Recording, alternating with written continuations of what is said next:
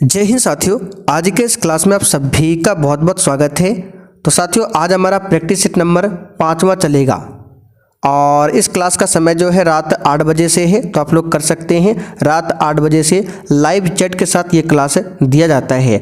और जिनको भी इस एग्ज़ाम के लिए बैच ज्वाइन करना हो, ये देखिए व्हाट्सएप नंबर है, इस पर मैसेज करके बता सकते हैं। तो चलिए इसी के साथ आज के सेट को स्टार्ट करते हैं। तो देखिए, आज का पहला क्वेश्चन है, निम्नलिखित में से कौन सा वसा पाचक एंजाइम है। चलिए सभी ऑप्शन को ध्यान से पढ़िए और प्रत्येक स्टूडेंट को नीचे लाइव चैट में या फिर कमेंट बॉक्स में अपना अपना आंसर करना है। बताइए इसमें से कौन सा वसा पाचक एंजाइम है। तो यहाँ पर इसका सही जवाब है लाइपेज एंजाइम। ये वसा का पाचन करता है। पेप्सिन एंजाइम क्या करता है? प्रोटीन का पाचन करता है। इरेप्सिन एंजाइम क्या करता है? ये भी प्रोटीन का पाचन करता है। तो यहाँ पर आंसर क्या होगा? लाइपेज। चलिए आगे बढ़ते हैं। क्वेश्चन नंबर देखिए दूसरा, मुख्य चुनाव आयुक्त का कार्यकाल होता है। एक भी क्वेश्चन को छोड़ना नहीं है। बताइए इस क्वेश्चन का आंसर क्या होगा। तो मुख्य चुनाव आयुक्त का कार्यकाल 6 वर्ष या 65 वर्ष की उम्र का होता है। यहाँ पर फर्स्ट ऑप्शन आपका सही जवाब है। आगे देखते हैं, प्रसिद्ध पुस्तक स्पिरिट ऑफ लॉज में निम्न में से किस सिद्धांत का प्रतिपादन किया गया है।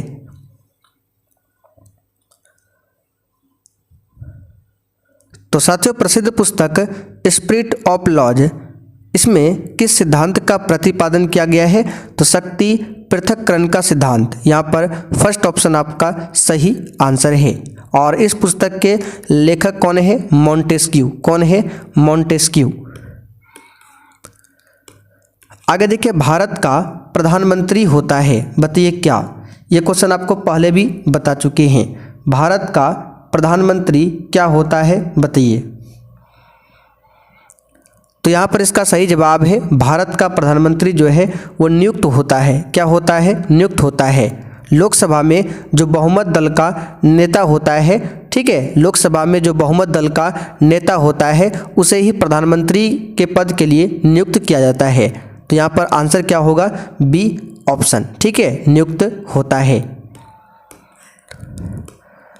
आगे देखिए, भारत में किस वर्ष लेखांकन को लेखा परीक्षण से पृथक किया गया था। बताइए इस क्वेश्चन का आंसर क्या होगा।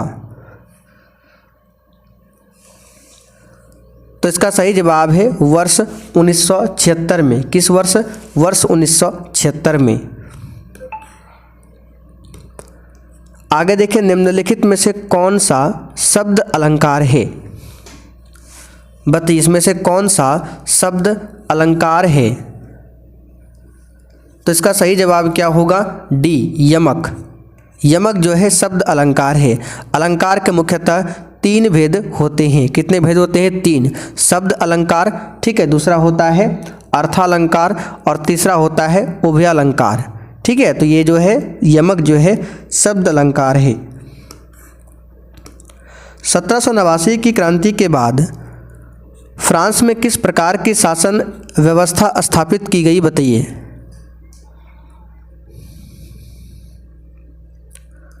तो इसका सही जवाब क्या होगा? संवैधानिक राजतंत्र। कौन सा? संवैधानिक राजतंत्र। 1789 में फ्रांस की क्रांति होती है और उस समय फ्रांस का शासक कौन था? लुई 16वां। कौन था? लुई 16वां। आगे देखिए, बस्तर आंदोलन में किसकी भूमिका प्रमुख थी? बताइए। बस्तर आंदोलन में किसकी भूमिका प्रमुख थी? तो इसका सही जवाब है गुंडाधुर। डी ऑप्शन आपका सही जवाब है। गुंडाधुर की भूमिका प्रमुख थी, ठीक है। अच्छा, मंगल पांडे पूछा जाता है क्वेश्चन यहाँ से, मंगल पांडे का संबंध किससे है? तो 1857 की क्रांति से। और मंगल पांडे ने 29 मार्च 1857 को विद्रोह किया था और मंगल पांडे को फांसी कब दिया गया था? 8 अप्रैल 1857 को। तो फांसी कब दिया गया था? डेट पूछा जाता है। भारत में हरित क्रांति किस दशक में हुई थी, बताइए। तो भारत में हरित क्रांति 1960 के दशक में प्रारंभ हुआ था और हरित क्रांति का जनक नॉर्मन बोरलॉग को माना जाता है, जबकि भारत में हरित क्रांति का जनक एम.एस. स्वामीनाथन को माना जाता है। भारत में कुल्लू घाटी निम्नलिखित में से किसकी खेती के लिए प्रसिद्ध है, बताइए।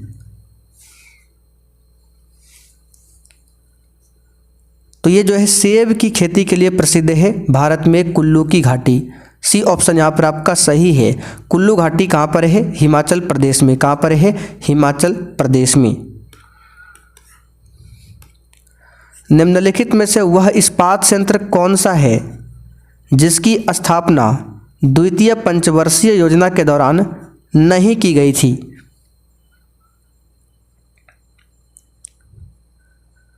तो यह है बोकारो इस्पात संयंत्र। इसकी स्थापना द्वितीय पंचवर्षीय योजना के दौरान नहीं किया गया था। बोकारो इस्पात संयंत्र की स्थापना 1964 में किया गया था रूस देश की सहयोग से। किस देश के सहयोग से, रूस देश की सहयोग से। बाकी भिलाई, दुर्गापुर, राउरकेला, इसकी स्थापना द्वितीय पंचवर्षीय योजना में हुआ था। निम्नलिखित में से बिजली का नवीकरणीय संसाधन कौन सा है, बताइए।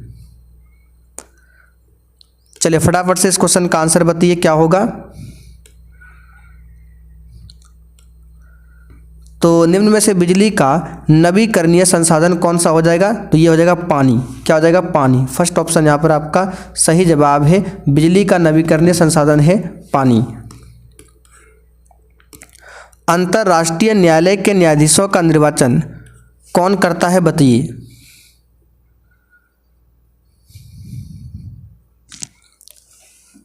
तो इसका सही जवाब है महासभा तथा सुरक्षा परिषद संयुक्त रूप से। बी ऑप्शन आपका राइट है, ध्यान रखिएगा। ठीक है, इसका आंसर क्या होगा, महासभा तथा सुरक्षा परिषद संयुक्त रूप से।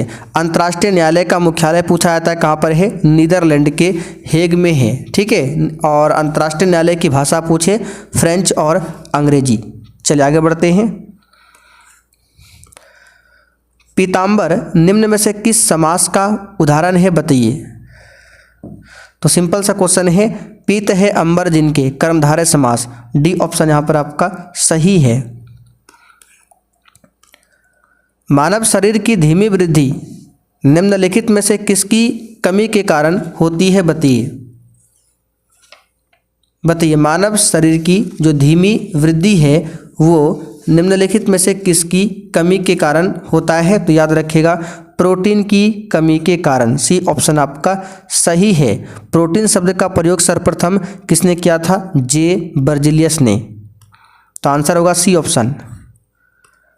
हमारे शरीर में रक्त का दाब होता है, बताइए।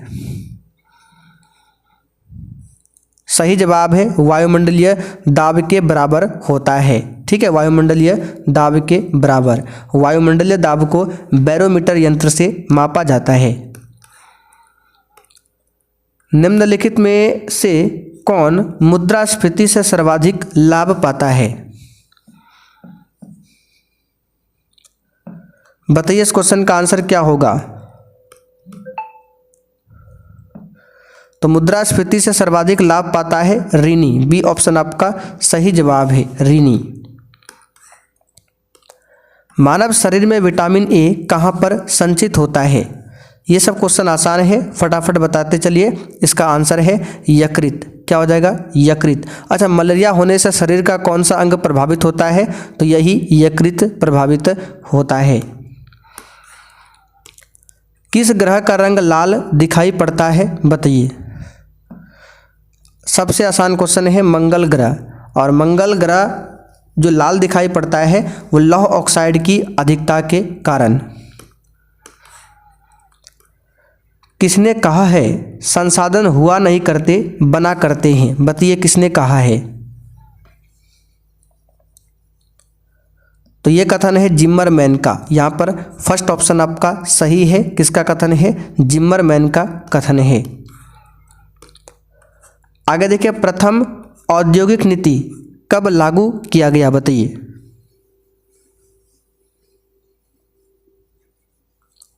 तो साथियों प्रथम औद्योगिक नीति 1948 में, अप्रैल 1948 में लागू किया गया। बी ऑप्शन सही है, अप्रैल 1948 में।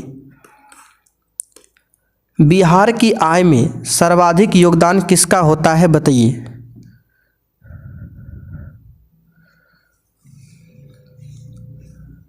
तो साथियों बिहार की आय में सबसे अधिक योगदान सेवा क्षेत्र का होता है। किसका होता है? सेवा क्षेत्र का। सी वाला ऑप्शन सही है।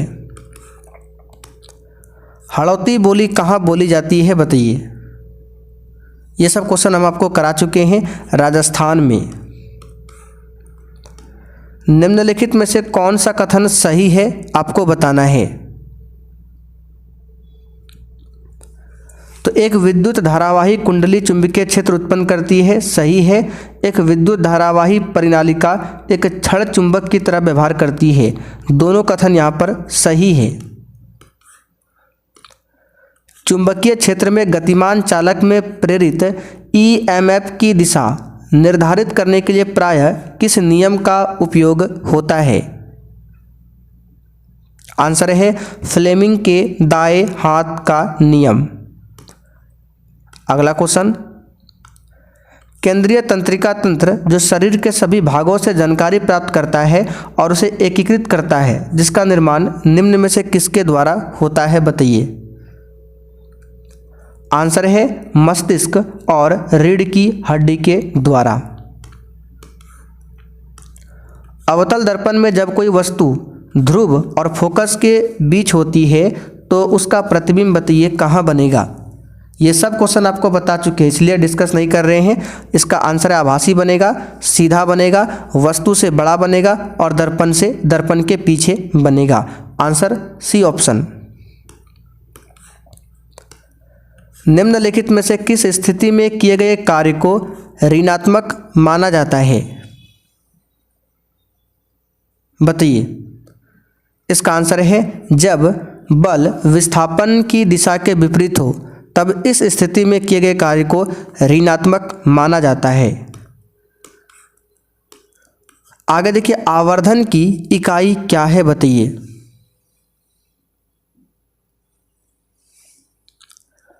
तो आवर्धन की कोई भी इकाई नहीं होती है, डी ऑप्शन आपका सही है। वर्ष 1938 के भारतीय राष्ट्रीय कांग्रेस के हरिपुरा अधिवेशन की अध्यक्षता किसने की थी बताइए इस क्वेश्चन का आंसर। आंसर है सुभाष चंद्र बोस ने किया था। यह कांग्रेस का 52वां अधिवेशन था। ठीक है। चौरी चौरा कांड की वास्तविक तिथि क्या थी बताइए। इसमें समय बर्बाद नहीं करेंगे। वास्तविक तिथि 5 फरवरी 1922। इसी कांड के कारण महात्मा गांधी को असहयोग आंदोलन वापस लेना पड़ा था। इस कांड में 22 पुलिस कर्मियों की मृत्यु हुई थी। निम्नलिखित में से कौन देशबंधु के नाम से प्रसिद्ध है। देखिए आज के सेट में 50 क्वेश्चन है और 50 में से आपको कम से कम 40 क्वेश्चन सही करना ही है। ठीक है, क्योंकि ये सब क्वेश्चन हम आपको करा चुके हैं पहले भी। इसका सही जवाब है चित्तरंजन दास। निम्नलिखित में से कौन देशबंधु के नाम से प्रसिद्ध है। ये क्वेश्चन रिपीट हो गया है, इसका भी आंसर क्या होगा, चित्तरंजन दास। इनमें से कौन सा मौलिक अधिकारों के उपयोग का उदाहरण नहीं है। तो बिहार के मजदूरों का पंजाब के खेतों में काम करने जाना, ये मौलिक अधिकार का उपयोग है। ईसाई मिशनों द्वारा मिशनरी स्कूल की श्रृंखला चलाना, ये भी है। सरकारी नौकरी में औरत और मर्द को समान वेतन मिलना, ये भी मौलिक अधिकार में आता है। बच्चों द्वारा माँ बाप की संपत्ति विरासत में पाना, ये मौलिक अधिकार में नहीं है, ये संपत्ति के अधिकार में आता है। ठीक है। निम्नलिखित में से कौन एक जैन विद्वान था बताइए। तो इसमें से जैन विद्वान था हेमचंद्र। बी ऑप्शन आपका सही आंसर है। अमेरिकी स्वतंत्रता संग्राम का पहला युद्ध कब हुआ था बताइए। तो 1775 में हुआ था। और अमेरिका ने स्वतंत्रता की घोषणा कब किया था? 4 जुलाई 1776 को। ठीक है, अमेरिका को स्वतंत्रता प्राप्त हुआ था किसके द्वारा? तो पेरिस की संधि 1783 के द्वारा। अमेरिका के स्वतंत्रता संग्राम का नेतृत्व किया था जॉर्ज वॉशिंगटन ने। हिटलर के किस देश पर आक्रमण के परिणामस्वरूप द्वितीय विश्व युद्ध आरंभ हुआ था? तो द्वितीय विश्व युद्ध जो आरंभ हुआ था 1939 में, हिटलर ने पोलैंड पर आक्रमण किया था। 1 सितंबर 1939 को आक्रमण किया था हिटलर ने पोलैंड पर। संयुक्त राष्ट्र किस सम्मेलन का परिणाम था? बताइए। तो सैन फ्रांसिस्को सम्मेलन का परिणाम था। डी ऑप्शन आपका सही है। क्या होगा? सैन फ्रांसिस्को सम्मेलन। वन संरक्षण एवं प्रबंधन की दृष्टि से वनों को वर्गीकृत किया गया है। बताइए कितने वर्गों में? 4 वर्गों में वर्गीकृत किया गया है। संरक्षित वन, असंरक्षित वन, अवर्गीकृत वन और ग्रामीण वन। ठीक है। भारत की प्रमुख वाणिज्यिक फसलें इसमें से कौन कौन सी है? बताइए। तो चाय, रबर, तंबाकू, जूट। ठीक है। आगे देखिए, ब्यूटेनॉल में मौजूद प्रक्रियात्मक समूह की प्रकृति को पहचानिए। तो ये हो जाएगा एल्डिहाइड। भारत का सबसे बड़ा जनजातीय समुदाय कौन सा है? बताइए। ये है भील। और भारत की दूसरी सबसे बड़ी आबादी वाला जनजाति है गोंड। क्या हो जाएगा? गोंड। इस समय भारत में सबसे बड़ा तेल शोधन कारखाना कौन सा है? बताइए। तो यह है गुजरात का जामनगर। फर्स्ट ऑप्शन आपका सही है। ठीक है, चलिए आगे बढ़ते हैं। निम्नलिखित में से किस वैज्ञानिक ने निम्नलिखित कथन दिया? सभी कोशिकाओं का निर्माण पूर्ववर्ती कोशिकाओं से होता है। ये स्टेटमेंट किस वैज्ञानिक का है? बताइए।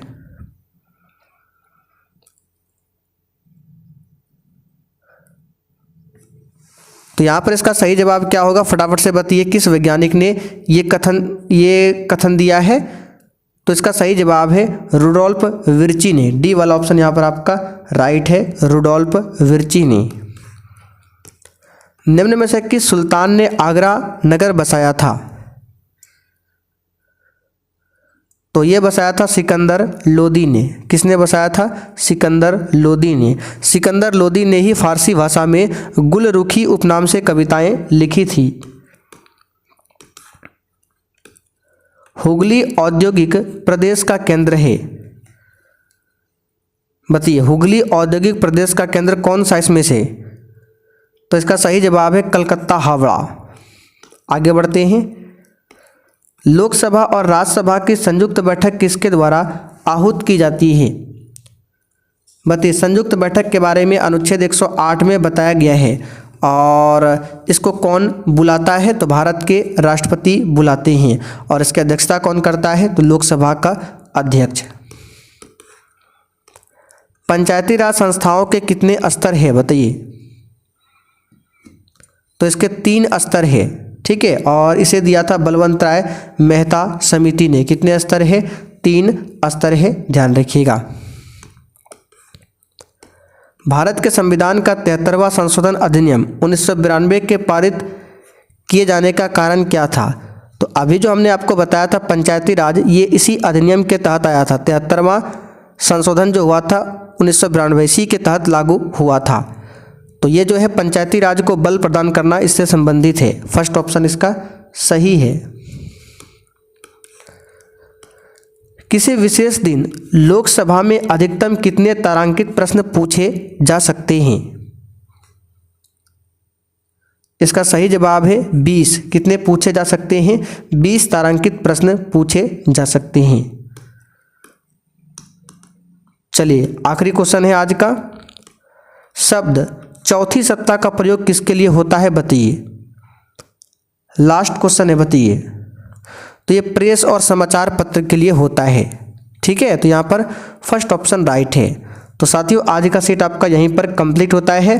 अब जिनको भी इस एग्ज़ाम के लिए बैच को ज्वाइन करना है, आइए आपको बता देते हैं। तो बैच को ज्वाइन करना हो, ये हमारा व्हाट्सअप नंबर है, इस पर मैसेज करके बता सकते हैं। बैच में आपको क्लास का notes, one liner GK GS का notes, question bank, special Bihar G K notes, short notes, class सब कुछ मिलेगा। ठीक है, तो फटाफट से इस व्हाट्सअप नंबर पर मैसेज करके बता सकते हैं।